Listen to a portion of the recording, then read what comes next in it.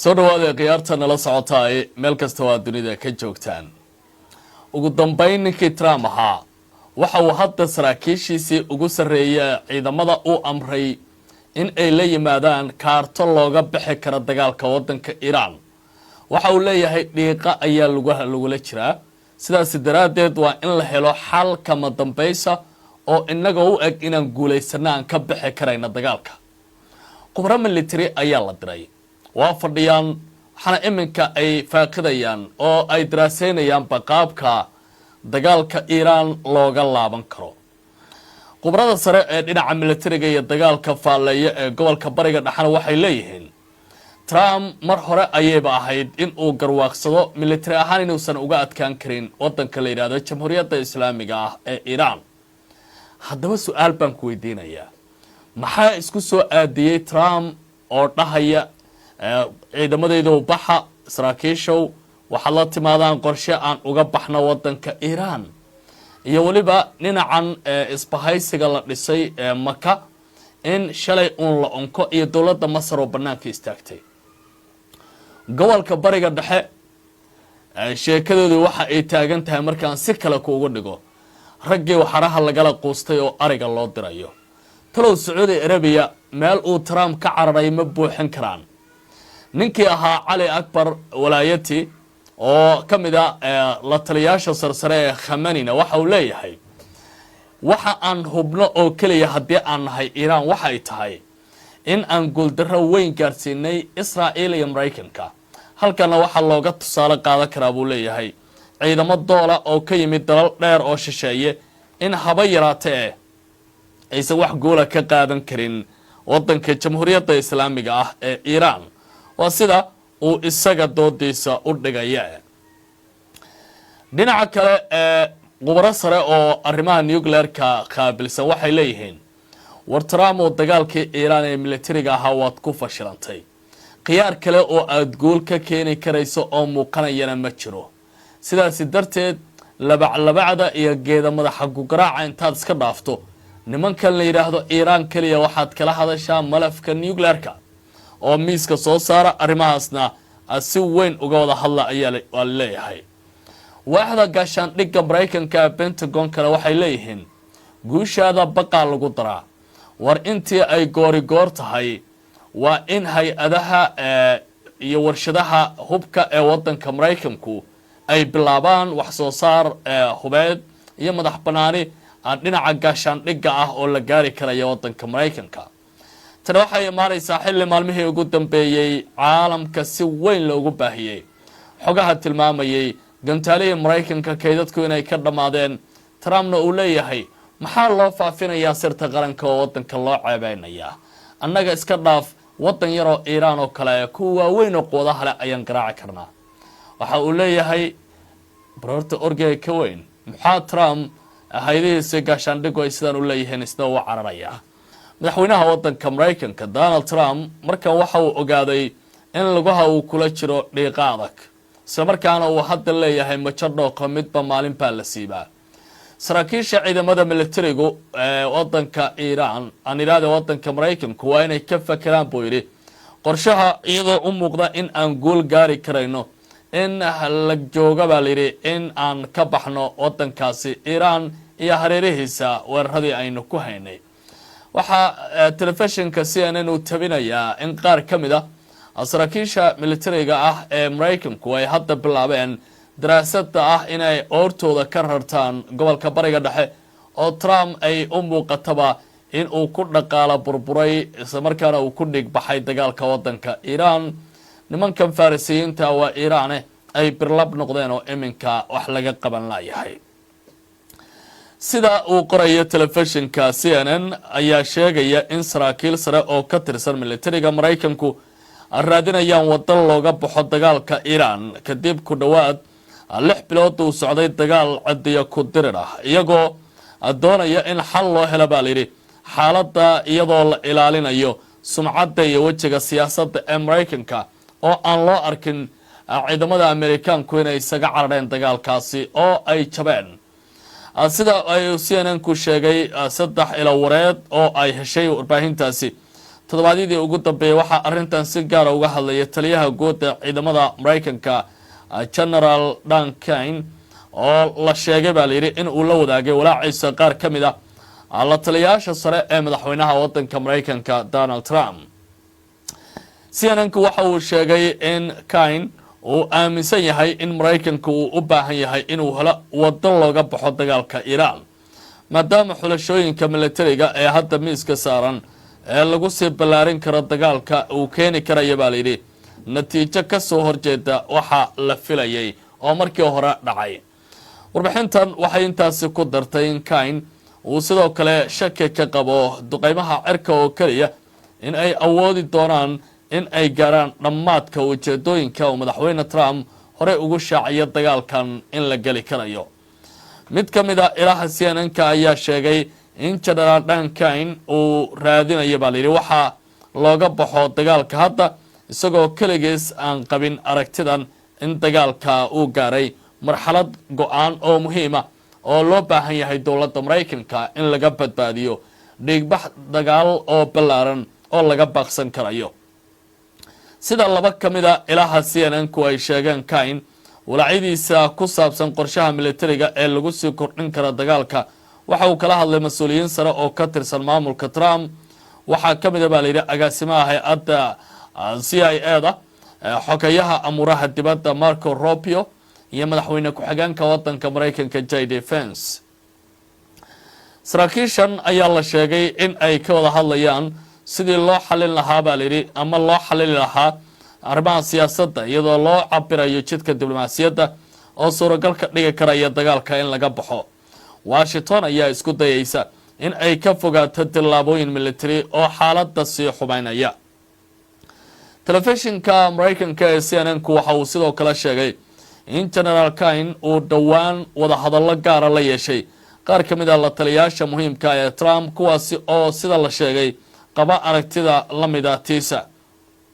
ujeedada wada hadalladan ayaa ahaa in la fududeeyo isku dawidda hay-adaha kala duwan ee dowladda Mareykanka lana hubiyo madaxda siyaasadda sirdoonka iyo militariga in ay yeeshaan baa layidhi aragti isku dhow ku saabsan halka dagaalka uu wajahayo iyo sida looga bixi karayo xaaladda hadda taagan. haddii xogta CNN-ku ay sax noqoto tani waxa ay muujin kartaa in gudaha Mareykanka ay sii xoogeystaan walaacyada laga qabo sii wadista dagaalka Iran iyadoo la adeegsanayo awood militari oo dheeraada aysan keenin baa layidhi gool cad isla markaana ficil isku mid ah lagu celcelinayo si natiijo ka duwan loo helo balse ay kordhin karta baa layidhi qarashaadka khasaaraha iyo khatarta dagaalka ee gobolka bariga dhexe aadka u haysa. arrintani waxay ku soo beegmaysaa xilli dagaalka Iran uu galay bilihii lixaad iyadoo dadaalo diblomaasiyadeed iyo kuwa siyaasadeed oo xoog leh ay soconayaan taasina ay u muuqato in ay hadda dhibaatooyin weyn ka keenayaan. la taliyaha arrimaha caalamiga ah ee hogaamiyaha ugu sarreeya ee waddanka Iran Mujtaba Khamenei ninka la yiraahdo Ali Akbar Walayati ayaa si la yaab leh u garaacay madaxda wadamada Saudi Arabia, Pakistan iyo waliba dalka la yiraahdo Turkiga waxaana uu ku tilmaamay kabaqaad isagoo si dadban hadalkaasi u adeegsaday. dhinaca kale waxa uu tilmaamay in dowladda Iran ay horey u jabiyeen Mareykanka iyo Israel isla markaana wixii ka soo hara aanay biyo u ka bandoonin. hadalkani waxa uu imaanaya iyadoo shalay lagu dhawaaqay dhismaha bahwadaagta military iyo dagaal ee Maka oo ay isugu yimaadeen saddexdaasi wadan ee muhiimka ah ee wadamada islaamka gaar ahaan garabka sunniga ugu awooda badan. la taliyaha amuraha caalamiga ah ee hogaamiyaha sare ee waddanka Iran Ali Akbar Walayati ayaa sheegay in horumaradii ugu dambeeyay ee gobolka ay ka dhasheen adkaysiga ciidamada qalabka sida ee Iran dulqaadka shacabka iyo geesinimada waxa uu ugu yeeray saddex xagalka wax iska caabinta ee gacan saarka la leh dowladdaasi jamhuuriyaddu. Walayati waxa uu sheegay in guuldarrada uu ku tilmaamay in ay kala kulmeen Mareykanka iyo Israel ay sii xoojisay aamusnaanta in ciidamada shisheeye ay yihiin aaminsanaanta baa layidhi in ciidamada shisheeye ay yihiin sababta ugu weyn ee keeni karaysa amni darrada ee gobolka bariga dhexe. waxa uu carabka ku adkeeyeen ciidamada shisheeye ay yihiin inay ka baxaan gobolka isagoo sheegay in dalalka gobolku ay awood u leeyihiin inay iska kaashadaan oo wadajir ay u xaqiijiyaan amniga danahooda gaarka. cali akbar walaayati waxa uu sidoo kale tilmaamay in iskaashiga sii kordhaya ee gobolka uu noqon karaya baa layidhi wadada lagu dhisi karaya nidaam amni oo ku salaysan awoodda iyo wada shaqaynta wadamadan muhiimka halkii ay ku tirsanaan lahaayeen quwado shisheeye oo doola oo lasoo kiraysto macnaheedu ma aha in wax guula lagu keeni karayo. hadalka walaayati ayaa kusoo beegmaya xilli xiisadaha militari ee gobolka bariga dhexe ay sameynayaan weji weyn oo cusub taas oo abuuri karaysa isbedelo waaweyn oo soo kordha. sida muuqanaysa dowladda maraykanku waxa ay ku fashilantay dagaalka wadanka Iiraan. madaxweyne Trumpna waxaa hadda hor yaalla jawaabo waaweyn oo adag. hase ahaatee waxaa sidoo kale la arkayaa in uu tallaabo militari uu Trump qaado aysan hadda u muuqan uu taasi ka caajisay. laakiin khubarada faallaynaya gobolka bariga dhexe maanta waxay tilmaamayaan in la joogo waqtigii Trump uu la iman lahaa siyaasadda duuga ah mid ka duwan. Professor Maxamed al-Sharqawi oo ah qabiir ku takhasusay xalinta khilaafaadka caalamiga ayaa sheegay in xalka militariga uusan mar dambe Washington u horseedeen baa layidhi ujeedooyinka ay ka lahayd wadanka Iiraan.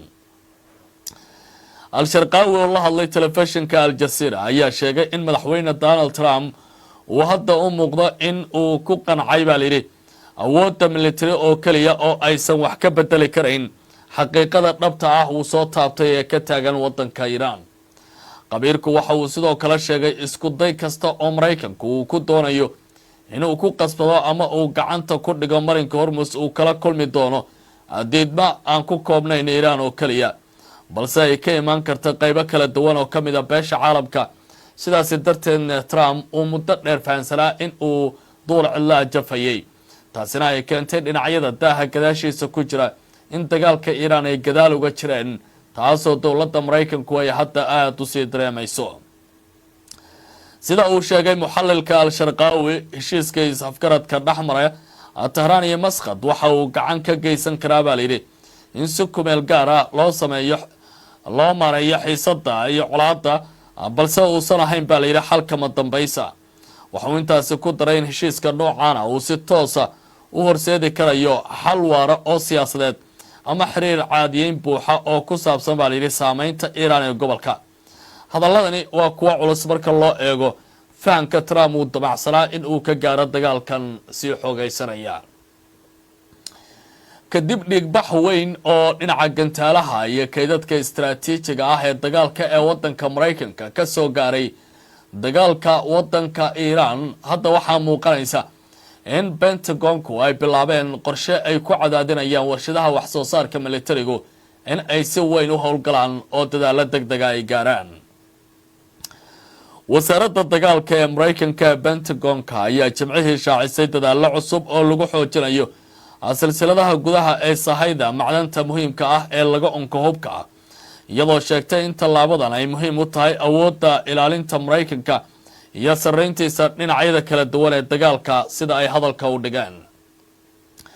xaqiijinta silsiladaha sahayda gudaha waxay muhiim u tahay dhismaha hubka xorriyadda ee waxyeelo badan loogu talagalay baa layidhi dagaalyahanada Maraykanku inay gaarsiiyaan cadowga. sida uu yidhi Emil Mitchell oo ah madaxa tiknoolajiyadda ee Pentagonka isagoo hadalkan ku qoray ka baahiya baa layidhi maqaal ay wasaaraddu goor dhaweysay daysay. Pentagonka ayaa sheegay in xafiiska ra-iisulmaalka istaraatiijiga ah ee la yidhaahdo Office of Strategic Capital uu iskaashi la sameeyay shirkadaha gaarka loo leeyahay si loo ballaariyo saldhigga warshadaha Maraykanka loona xoojiyo sahayda gudaha iyo macdanta muhiimka ah ee loo isticmaali karayo tiknoolajiyadda casriga ah ee difaaca.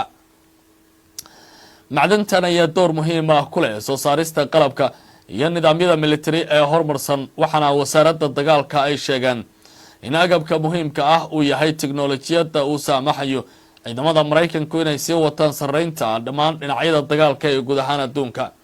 hase haatee dagaalka Iiraan waxaa ka dhashay hadda loo baahan yahay si degdeg ah in loo daboolo. madaxweynaha Mareykanka ayaa jimcihii ku dhawaaqay maalgashi balaayiin dollar oo cusub oo lagu sameynayo mashaariicda macdanta iyo tartamayaasha macdanta gudaha Mareykanka isagoo arrintan kaga hadlay kulan ay soo qaban qaabayso wasaaradda amuraha dibadda ee wadankaasi laga leeyahay.